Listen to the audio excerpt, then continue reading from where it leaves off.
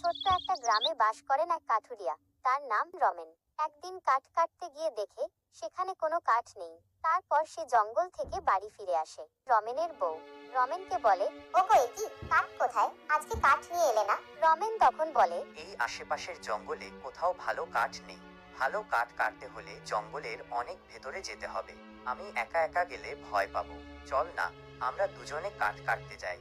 তখন রমেনের বউ বলল, আমি কি কাঠ কাটতে পারবো? রমেন তখন বলল, আরে বাবা, তোমাকে কাঠ কাটতে হবে না, তুমি শুধু আমার সঙ্গে থাকবে। রমেনের বউ বলল, হ্যাঁ হ্যাঁ ঠিক আছে। পরের দিন ওরা কাঠ কাটতে বেরিয়ে পড়ল। জঙ্গলে যখন ঢুকছিল তখন রমেনের বউ বলল, আরে বাবা, আমরা তো জল আনতে ভুলে গেছি, আবার অতটা দূর ফিরে গিয়ে জল আনবো? রমেন তখন বলল, না না, অত দূর আর ফিরে যেতে হবে না।